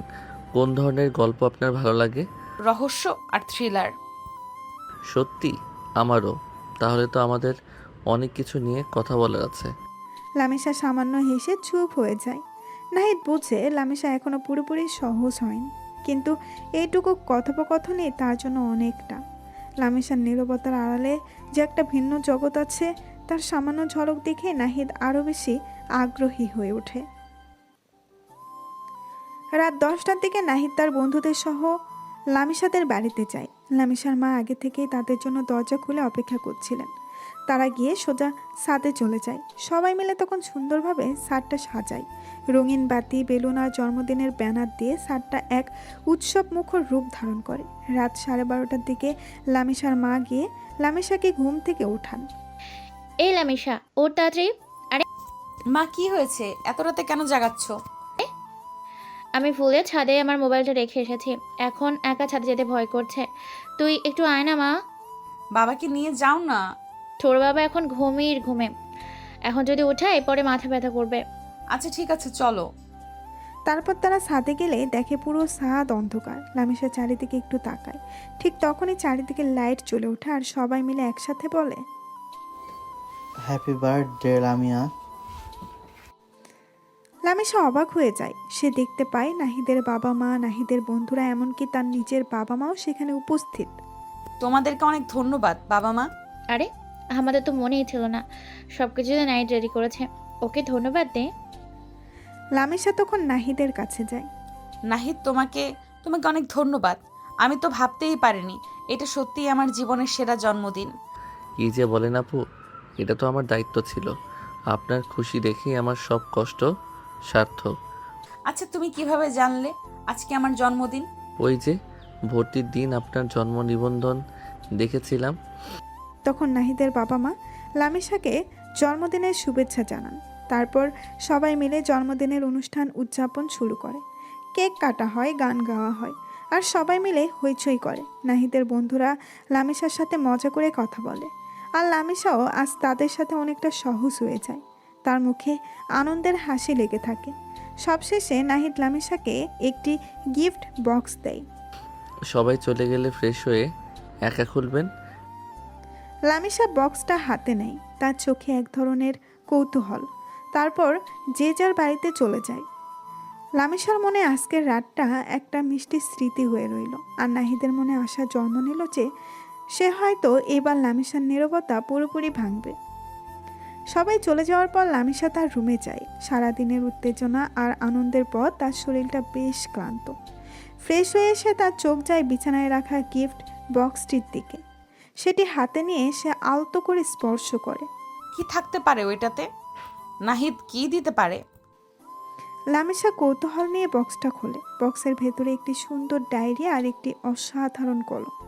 ডায়েরিটি হালকা নীল রঙের, তাতে ছোট্ট ছোট্ট সাদা ফুলের নকশা করা। ডায়েরির প্রথম পাতায় নাহিদের হাতের লেখায় কিছু কথা লেখা আছে। লামিসা ডায়েরির প্রথম পাতাটি খোলে। সেখানে নাহিদের সুন্দর হস্তাক্ষরে লেখা, লামিসা আপু, জানি আপনি কথা বলতে তেমন পছন্দ করেন না। আপনার নীরবতা আমাকে সবসময় ভাবায়। এই ডায়েরিটা আপনার জন্য। এখানে আপনি যা খুশি লিখতে পারেন। আপনার ভালো লাগা, মন্দ লাগা, আপনার স্বপ্ন, আপনার ভেতরের কথাগুলো। আমি জানি শব্দের চেয়েও লেখার একটা অন্যরকম শক্তি আছে। আর আমার বিশ্বাস একদিন এই ডায়েরির পাতাগুলোই আমার সাথে আপনার মনের দূরত্ব কমিয়ে দেবে। শুভ জন্মদিন নাহিদ। লামিসার চোখে বিস্ময়। সে নাহিদের কথাগুলো বারবার পড়ে। তার রাগ আর নীরবতার কারণ নাহিদ হয়তো খানিকটা বুঝতে পেরেছে। এটা ভেবেই লামিসা অবাক হয়। তার মনে হয় নাহিদ শুধু তার বাহ্যিক রূপটাই দেখেনি, তার ভেতরের মানুষটাকে বোঝারও চেষ্টা করেছে। এই ছেলেটা এমন কেন? এত ধৈর্য। আমি যখন ওর সাথে কথা বলি না তখনও হতাশ হয় ঠিকই, কিন্তু হাল ছাড়ে না। আর এই ডায়েরি, এটা তো আমার মনের কথা লেখার জন্য। আমার গোপন কথাগুলো। ও কি আমার রহস্য ভাঙতে চায়? লামিসার মুখে এক ফালি হাসি ফুটে ওঠে। এটা শুধু একটা ডায়েরি নয়, এটা যেন নাহিদের দেওয়া একটা সুযোগ নিজের ভেতরের জগৎটাকে প্রকাশ করার, আর হয়তো আকাশের কাছে নিজেকে মেলে ধরারও। তিথি ডায়েরিটা বুকের কাছে আঁকড়ে ধরে। তার মনে হয় নাহিদের সাথে তার এই নীরবতার সম্পর্কটা হয়তো এবার সত্যিই বদলে যাবে। ডায়েরির প্রতিটি পাতায় যেন নতুন করে শুরু করার একটি আমন্ত্রণ লুকিয়ে আছে। পরের দিন সকাল, নাহিদ লামিসাকে বাইকে করে ভার্সিটিতে নিয়ে যাচ্ছিল। গতকালকে জন্মদিনের আনন্দের রেশ কাটেনি নাহিদের। তার মনে আশা হয়তো ডায়েরি পেলে লামিসা এবার কিছুটা হলেও সহজ হবে। সে লামিসার সাথে নানান কথা বলার চেষ্টা করছিল। আপু, কালকে রাতে আপনি গিফটটা খুলেছেন, কেমন লাগলো? আপনার পছন্দ হয়েছে তো? লামিসা সামান্য মাথা নেড়ে বোঝায় যে সে দেখেছে। ডায়েরিটা আপনার ভালো লেগেছে? আপনি কি কিছু লিখেছেন? লামিসা কিছু বলে না। নাহিদ বোঝে আজও সেই পুরনো নীরবতাই ফিরে এসেছে। তার মনে কিছুটা হতাশা নেমে আসে, কিন্তু সে হাল ছাড়ে না। আপু, আপনার ফেভারিট মিষ্টি কি, বা আপনার পছন্দের কোনো খাবার আছে? যদি থাকে তাহলে বলতে পারেন, আমি আনিসাকে দিয়ে রেসিপিটা জেনে নেব। লামিসা আজও নীরব। নাহিদের মনে প্রশ্ন জাগছে, কেন সে এমন করছে? কাল রাতে তো এত সহজ ছিল। বাইকের পেছনে বসে লামিসা নাহিদের কথাগুলো শুনছিল। তার মুখে কোনো অভিব্যক্তি নেই, কিন্তু মনের ভেতরে তখন চলছিল এক তোলপাড়। আচ্ছা নাহিদ আমার সাথে কথা বলার জন্য এমন উতলা হয়ে যায় কেন? ও কি আমাকে ভালোবাসে? আরে না না, ও তো আমার থেকে 3 বছরের ছোট, এটা হতে পারে না। কিন্তু ও যেভাবে আমার যত্ন নেয়, যেভাবে আমার পছন্দ অপছন্দ জানতে চায়, কালকে রাতে আমার জন্মদিনটা ও যেভাবে পালন করলো, আমার বাবা মাও এতটা প্ল্যান করেননি। ওর চোখে আমার জন্য যে মুগ্ধতা দেখি, সেটা কি শুধুই বন্ধুত্ব? আমি তো ছেলেদের সাথে মিশতে পারি না। আমার অতীতটা সে যদি জানতে পারে, তখন কি ও আমাকে এভাবে চাইবে? আমি কি ওর মতো একটা হাসি খুশি সাহসী ছেলের যোগ্য? ওর মতো করে মিশতে পারলেই আমার ভালো লাগতো, কিন্তু আমি যে পারি না। আমার মনের ভেতরের এই দেওয়ালটা আমি নিজেও ভাঙতে পারছি না। লামিসা মনে মনে নিজের সাথে যুদ্ধ করে। সে একধারে নাহিদের মনোযোগে মুগ্ধ, আবার তার ভেতরের ভয় আর সংকোচকে আটকে রাখে। বাইক ভার্সিটির গেটে পৌঁছায়। নাহিদ বাইক থামায়। তাহলে আপু ভার্সিটি শেষে গেটে অপেক্ষা করবেন?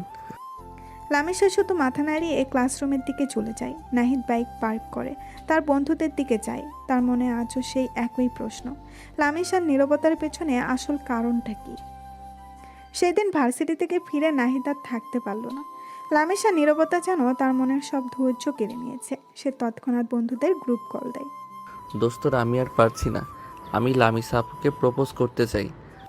কিরে এত তাড়াতাড়ি? আমরা না বললাম একটু সময় দিতে? আর সময় নিতে পারছি না আমি। আমার মনে হয় আমি যদি ওকে আমার মনের কথা না জানাই, আমি পাগল হয়ে যাব। কিন্তু কিভাবে প্রপোজ করবি? কোনো প্ল্যান করছিস? না, তেমন কিছু ভাবিনি। তোরা কিছু আইডিয়া দে। দেখ, লামিসা আপু তো একটু শান্ত স্বভাবের। আমার মনে হয় খুব জাঁকজমক কিছু ওর ভালো লাগবে না। হ্যাঁ একদম ঠিক। সাধারণত কিন্তু হৃদয়স্পর্শী কিছু কর। যেমন ধর, কোনো শান্ত সুন্দর জায়গা নিয়ে গিয়ে প্রপোজ করতে পারিস। কোথায়?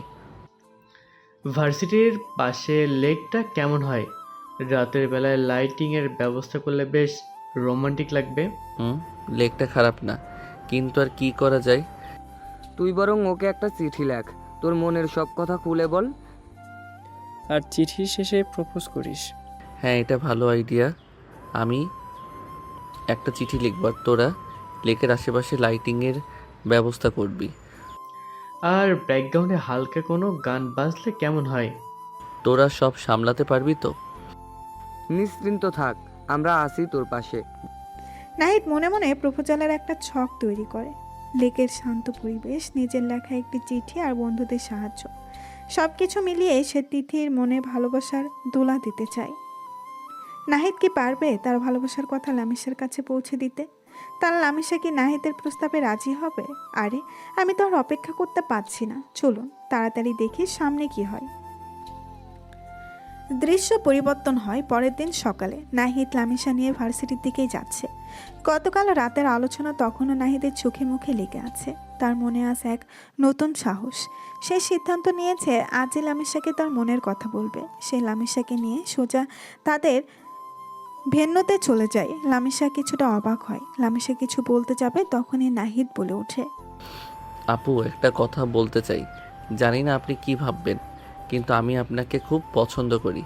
বলতে পারেন ভালোবেসে ফেলেছি। আমি আপনাকে বিয়ে করতে চাই।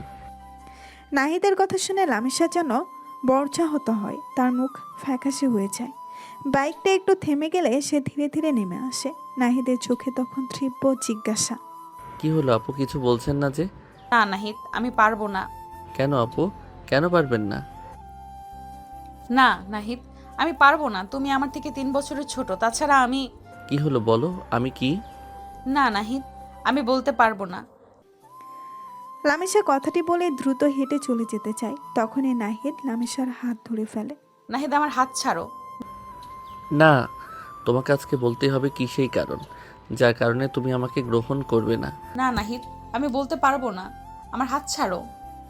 নাহিদের কথায় লামিসা কিছুক্ষণের জন্য থমকে যায়। তার চোখ বড় বড় হয়ে যায়।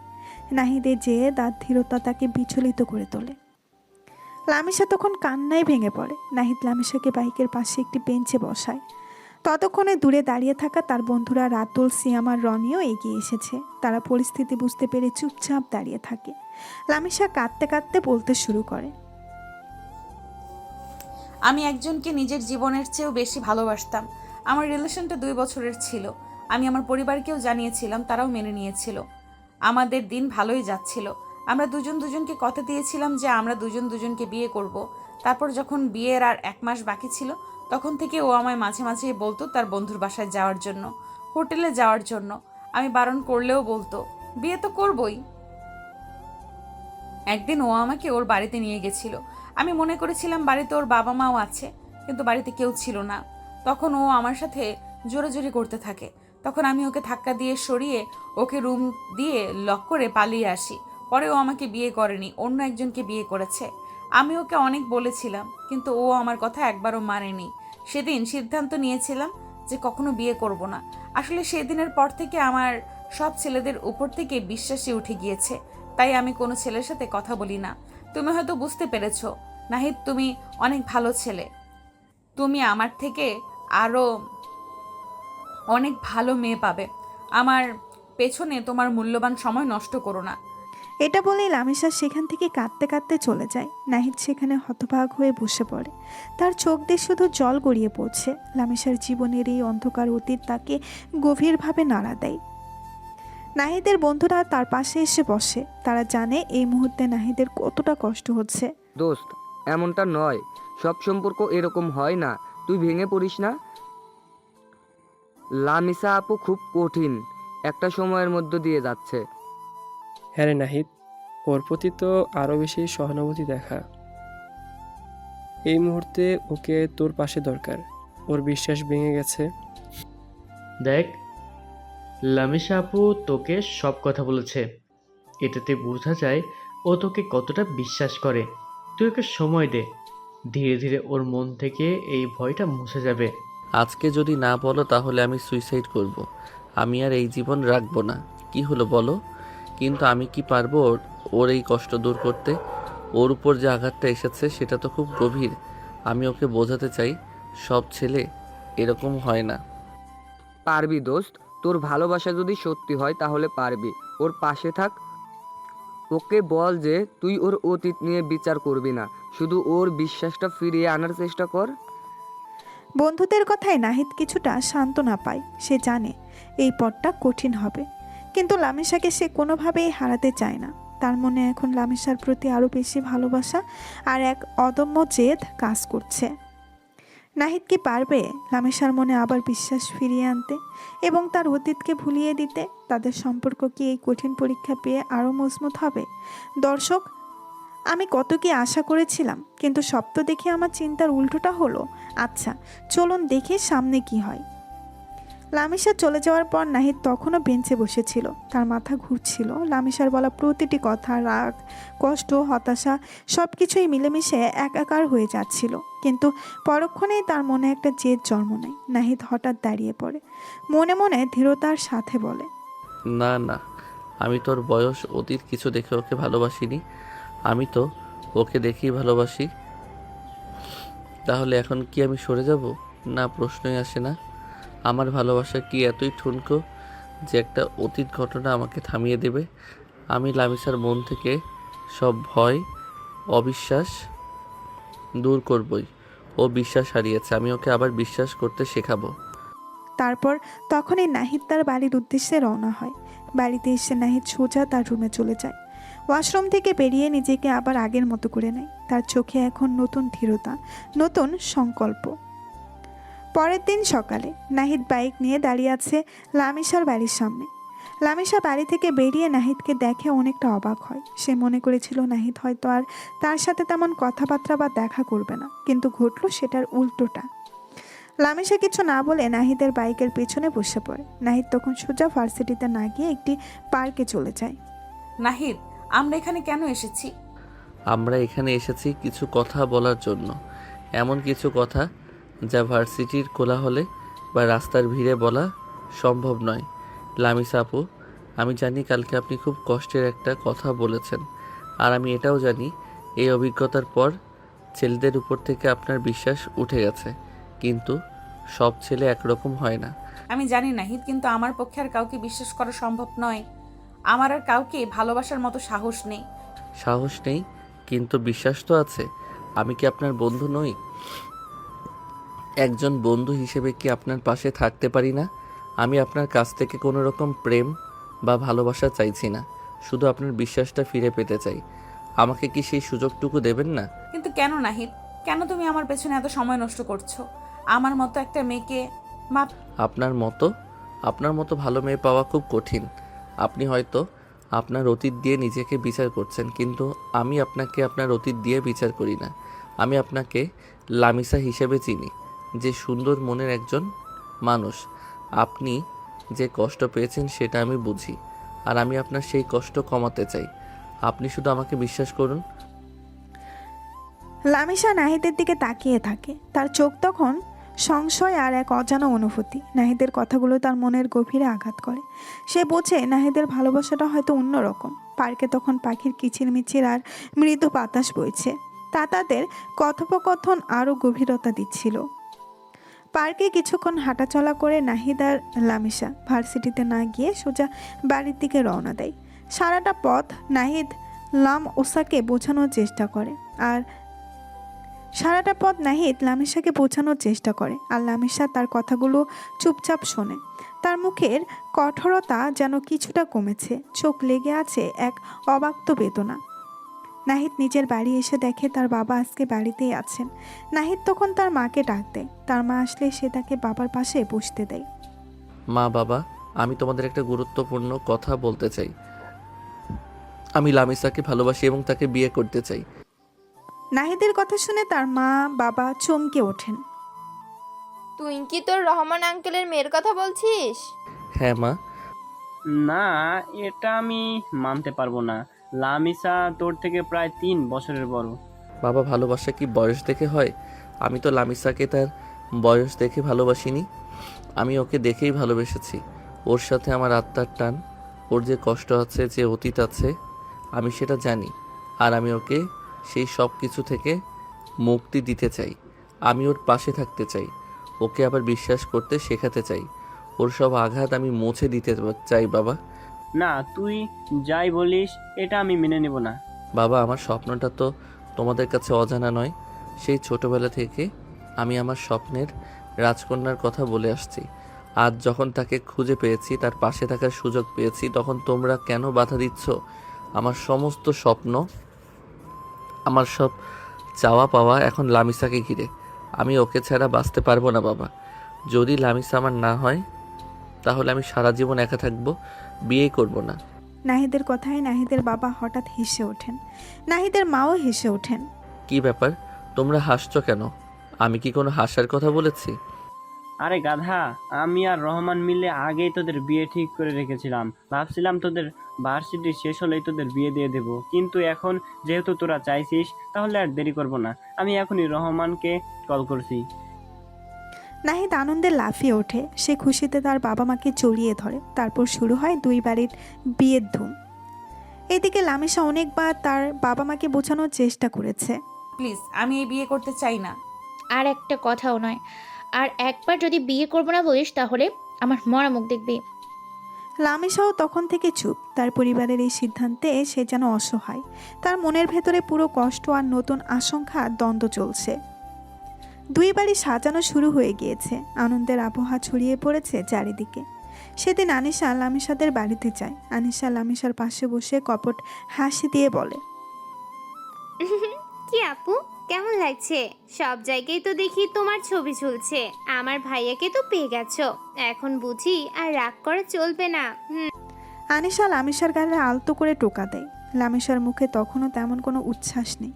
সে শুধু একটা দীর্ঘশ্বাস ফেলে। আনিশা লামিসার হাতে একটা ছোট টিফিন বক্স ধরিয়ে দিয়ে বলে, ভাইয়া কাল রাতে তোমার পছন্দের ফুচকা বানাতে বলেছিল, নিজেই বানিয়েছি, কিন্তু খেয়ে দেখো কেমন হয়েছে। লামিসা শুধু শুকনো হাসি হাসে, আর কিছু বলে না। সে যেন এক ঘোরের মধ্যে আছে। লামিসার এই নীরবতা কি বিয়ের পরও বজায় থাকবে, নাকি নাহিদের ভালোবাসা তার মনের সব দ্বিধা দূর করে দেবে? দর্শক, গল্প কোথা থেকে কোথায় চলে আসলো আমি কোথায় মনে করলাম এখন দুঃখের কিছুদিন যাবে, কিন্তু এখন দেখি বিয়ে হচ্ছে। রাইটার ভাইয়া কিন্তু আসলেই একটা জিনিস। দুই বাড়িতেই ধীরে ধীরে অতিথি আসা শুরু হয়েছে। বিয়ের এক ভিন্ন আমেজ ছড়িয়ে পড়েছে চারিদিকে। নাহিদের বাড়িতে আনন্দের কোলাহল, আর লামিসার বাড়িতেও আত্মীয় স্বজনে আনাগোনা। উৎসবের এই অবহের মাঝেও নাহিদের বাবা মা এবং লামিসার বাবা মা তাদের মধ্যকার বহু পুরনো বন্ধু ও নতুন সম্পর্কের বাঁধনকে আরও দৃঢ় করার সুযোগ পান। একদিন সন্ধ্যায় ড্রয়িং রুমে বসে নাহিদের বাবা এবং রহমান সাহেব গল্প করছিলেন। তাদের পাশে বসেছিলেন নাহিদের মা ও লামিসার মা। কিরে রহমান, ভাবতেই পারিনি আমাদের এই বন্ধুত্বটা আজ এমন এক নতুন মোড় নেবে। তোর মেয়ে আমার বৌমা হবে আর আমার ছেলে তোর জামাই। সত্যি সব যেন স্বপ্নের মতো লাগছে। আরে আমি তো সেই ছোটবেলা থেকেই জানতাম আমাদের ছেলে মেয়েদের মধ্যে একটা যোগসূত্র তৈরি হবে। নাহিদ যখন লামিসাকে ভার্সিটিতে আনা নেওয়া শুরু করলো তখনই আমার কেমন যেন একটা আঁচ লাগছিল। ভাগ্যিস তোর ছেলে জেদি আছে, না হলে তো লামিসাকে রাজি করানো মুশকিল হতো। ভাবি, লামিসা কেমন আছে? ওর মনটা কি একটু শান্ত হয়েছে? বেচারি অনেক কিছুর মধ্যে দিয়ে গেছে। কি আর বলবো ভাবি, মেয়েটা তো প্রথম দিনই রাজি হচ্ছিল না। ওর মনের কষ্টটা তো আমরা জানি, কিন্তু আপনাদের নাহিদ যে তার ভালোবাসা দেখে এখন মনে হচ্ছে লামিসা ঠিকই মানিয়ে নেবে। ও নাহিদের মতো একটা ভালো ছেলেই পাবে, এটা আমাদের ভাগ্য। হ্যাঁ রে, নাহিদ ছেলেটা সত্যিই খাঁটি সোনা।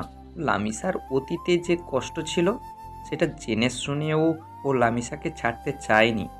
এমন ছেলে আজকালকার দিনে মেলা ভার। আমি তো নিশ্চিত নাহিদ লামিসাকে অনেক সুখে রাখবে। সে তো রাখবেই। আমার ছেলে তো আর যে সে ছেলে নয়। তবে লামিসাও খুব লক্ষ্মী মেয়ে। ওর নীরবতা দেখে মনে হয় ওর ভিতরে অনেক গুণ আছে। আর আমাদের নাহিদ তো ওকে ঠিকই হাসি খুশি করে তুলবে। ঠিক বলেছেন ভাইজান, আমাদের নাহিদ লামিসার সব দুঃখ কষ্ট ভুলিয়ে দেবে। আপনারা চিন্তা করবেন না, লামিসা এখন আমাদের বাড়ির মেয়ে। তাদের চোখে মুখে তখন এক নতুন স্বপ্ন, এক নতুন আশার আলো। এই কথোপকথন যেন দুই পরিবারের মধ্যকার সম্পর্ককে আরও গভীর করে তোলে এবং তারা ভবিষ্যতের দিকে এক নতুন বন্ধনে আবদ্ধ হওয়ার অপেক্ষায় থাকে। দেখতে দেখতে বিয়ের দিন ঘনিয়ে আসে। আজ গায়ে হলুদ, কাল বিয়ে। দুই বাড়িতেই উৎসবের শেষ মুহূর্তের ব্যস্ততা। রং বেরঙের বাতি, ফুলের সাজ আর অতিথিদের আনাগোনায় প্রতিটি কোণায় যেন আনন্দের ঢেউ। গায়ে হলুদের অনুষ্ঠানের কিছুক্ষণ আগে নাহিদ আর থাকতে না সে তো পেরে লামিসার অবশ্যই, বাড়ির দিকে তবে রওনা তোর দেয়। ছেলের সবার ভালোবাসাটাও তো অলক্ষ্যে সে কম লামিসার নয়। রুমে চলে যায়। এমন ভালোবাসা লামিসা তখন থাকলে সেজেগুজে যে হলুদের কোনো সাজে প্রস্তুতি পাথরও নিচ্ছিল। গলে যায়। লামিসা আয়নার সামনে বসে চুল ঠিক করছিল। নাহিদ হঠাৎ আগমন দেখে সে চমকে ওঠে। কি ব্যাপার, তুমি এখানে কি করছো? এখন তো তোমার বাড়িতে গায়ে হলুদ। ও হো হো হো, বউ রাগ করেছে নাকি? আমি তো এসেছি আমার হবু বউ কেমন লাগছে সেটা দেখতে, কিন্তু তুমি তো আমাকে ঘরে ঢুকতেও দিচ্ছ না। একদম ফাজলামো করবে না, যাও এখান থেকে। এখন কেউ দেখলে কি ভাববে? কি আর ভাববে? ভাববে যে বর এসেছে তার হবু বউকে দেখতে। আর তাছাড়া আজ তো আমাদের গায়ে হলুদ, একটু দুষ্টামি না করলে কি চলে? তোমার এই গোলাপি ঠোঁটগুলো দেখলে আমি নিজেকে ধরে রাখতে পারি না। তার উপর তুমি আবার লিপস্টিক দিয়েছো, আমি তো শেষ। লামিসা নাহিদের কথা শুনে কিছুটা অপ্রস্তুত হয়ে যায়, কিন্তু তার মুখে কোনো হাসি ফোটে না। সে শুধু নাহিদের দিকে একবার তীক্ষ্ণ দৃষ্টিতে তাকায়। নাহিদ, ফালতু কথা বলবে না, যাও এখান থেকে। এখন যদি বাবা মা দেখে ফেলে তাহলে খুব খারাপ হবে। এমনিতেই আমার জীবনটা শেষ করে দিয়েছো, আর কি চাও? আরে বাবা, এত রাগ কেন? গায়ে হলুদে তো একটু খুশি খুশি থাকতে হয় নাকি? আমার তো মনে হচ্ছে তুমি এখনো আমাকে সহ্য করতে পারছো না। আর একটু এগিয়ে এসে লামিসার কাঁধে হাত রাখান ভান করে লামিসার সঙ্গে সঙ্গে নাহিদের হাত সরিয়ে দেয়। তার চোখে তখনও বিরক্তি আর এক ধরনের দূরত্ব স্পষ্ট। নাহিদ, তুমি সীমা অতিক্রম করছো, দয়া করে যাও। লামিসার এমন আচরণে নাহিদের মনটা কিছুটা দমে যায়। সে বলছে লামিসা এখনও তার অতীত থেকে পুরোপুরি বের হয়ে আসতে পারেনি। তার রাগ, তার হতাশা এখনও লামিসাকে ঘিরে রেখেছে। নাহিদ একটা দীর্ঘশ্বাস ফেলে। ঠিক আছে, আমি যাচ্ছি, কিন্তু একটা কথা মনে রেখো, আমি তোমার জন্য সব কিছু করতে রাজি। তোমার মুখে হাসি ফোটানোর জন্য আমি সব চেষ্টা করব। নাহিদ আর কিছু না বলে লামিসার রুম থেকে বেরিয়ে যায়। লামিসা আয়নার সামনে বসে নাহিদের চলে যাওয়ার শব্দ শোনে, কিন্তু ঘুরে তাকায় না। তার মুখে তখনও সেই নিস্পৃহ ভাব। নাহিদের মনটা কিছুটা ভরাক্রান্ত হয়, কিন্তু তার জেদ আরও বেড়ে যায়। সে জানে এই পথটা সহজ হবে না, কিন্তু লামিসার মন জয় করার তখন তার জীবনের একমাত্র লক্ষ্য। অবশেষে সেই দিনটি চলে আসে, নাহিদ আর লামিসার বিয়ের দিন। সকাল থেকেই দুই বাড়িতে সাজ সাজ রব। একদিকে সানাইয়ের সুর, অন্যদিকে অতিথিদের আনাগোনা। উৎসবের এক ভিন্ন মেজাজ চারপাশে। ইসলামিক নিয়ম অনুসারে বিয়ের সকল কার্যক্রম শুরু হয়। কাজী সাহেব আসেন, দোয়া দরুদ পড়ানো হয়। লামিসাকে যখন কবুল বলার জন্য জিজ্ঞেস করা হয়, তখন তার চোখে মুখে কোনো অনুভূতি ছিল না। সে শুধু নিস্পৃহভাবে মাথা নাড়িয়ে সম্মতি জানায়। নাহিদের মনে তখন মিশ্র অনুভূতি। একদিকে লামিসাকে নিজের করে পাওয়ার আনন্দ, অন্যদিকে তার মুখের এই ভাবলেসহীনতা দেখে এক অবাক্ত কষ্ট। নাহিদকে যখন কবুল বলার জন্য বলা হয়, সে এক মুহূর্ত দেরি না করে দৃঢ় কণ্ঠে 3 বার কবুল বলে দেয়। তার চোখে তখন লামিসার প্রতি গভীর ভালোবাসা আর তাকে সুখে রাখার সংকল্প। বিয়ের কার্যক্রমে ফাঁকে ফাঁকে পরিবারের সদস্যরা আর নাহিদের বন্ধুরা একে অপরের সাথে গল্প করছিল। ভাবি, লামিসাকে কেমন যেন লাগছে, ওর মুখে কোনো হাসি নেই। মন খারাপ করবেন না ভাবি, মেয়েটা এত বড় একটা ঘটনার মধ্যে দিয়ে গিয়েছে। ওর জন্য একটু সময় লাগবে, দেখবেন নাহিদের ভালোবাসা ও ঠিক সব ভুলে যাবে। রহমান, দেখলি তো, তোর মেয়ে তো আমার ছেলের জেদের কাছে হার মানলো। আমার ছেলে ওর স্বপ্নের রাজকন্যাকে পেল। সে তো অবশ্যই, তবে তোর ছেলের ভালোবাসাটাও তো কম নয়। এমন ভালোবাসা থাকলে যে কোনো পাথরও গলে যায়। এইদিকে নাহিদের বন্ধুরা তো আনন্দে আত্মহারা। তারা নাহিদের দিকে তাকিয়ে হাসাহাসি করছে। কি রে দোস্ত, ফাইনালি তো তোর স্বপ্নের রাজকন্যাকে পেয়ে গেলি। এখন বুঝি আর বাইকের পেছনে শুধু বউকে বসানোর বাহানা থাকবে না? আরে এখন তো ভাবিকে নিয়ে হানিমুনে যাবে, তারপর তো আর আমাদের পাত্তা দিবে না। দোষ, দেখছিস না ভাবে এখনো কেমন গম্ভীর হয়ে আছে। তোর আজ রোমান্সের কি হবে? ধুর, তোরা চুপ কর তো। ওর মন জয় করা এত সহজ নয়, ওকে আমার বোঝাতে হবে সব। তোরা চুপ থাক। বিয়ের রীতিনীতি অনুযায়ী নাহিদ তখন লামিসার হাত ধরেছিল। লামিসা এক ঝটকায় হাত সরিয়ে নেয়। নাহিদের মুখে তখন একরাশ কষ্ট ফুটে ওঠে, কিন্তু সে নিজেকে সামলে নেয়। সে জানে এই পথটা কতটা কঠিন হবে, কিন্তু সে প্রস্তুত। লামিসার মনে তখন এক মিশ্র অনুভূতি। একদিকে পরিবার আর সমাজের চাপ, অন্যদিকে অতীতের ভয় আর অবিশ্বাস। সে নাহিদের দিকে ফিরেও তাকায় না। তার মন তখন শুধু একটাই চিন্তা, আমার জীবনে কি আর কখনো আনন্দ ফিরে আসবে? আমি কি পারবো নাহিদকে ভালোবাসতে, নাকি আমার অতীত আমাকে চিরতরে আঁকড়ে ধরে রাখবে? তার চোখের কোণে তখন এক ফোঁটা জল চিকচিক করে ওঠে, যা কেউ দেখতে পায় না।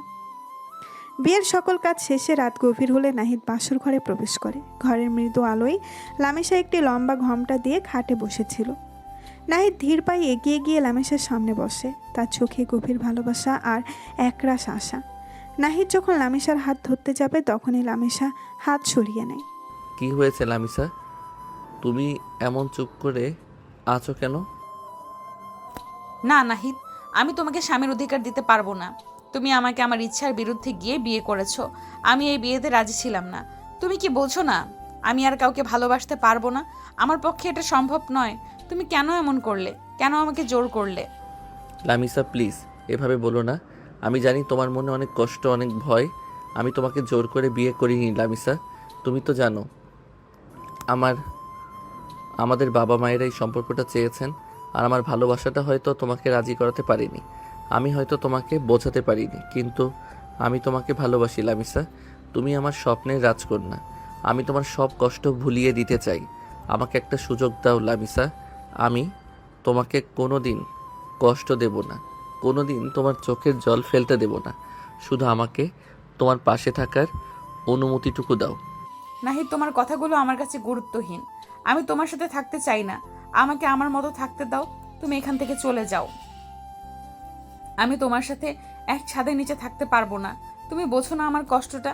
আমি যে কাউকে বিশ্বাস করতে পারি না। লামিসা, তোমার এই কথাগুলো আমার বুকে তীরের মতো বিঁধছে। তুই জানো না আমি তোমাকে কতটা ভালোবাসি।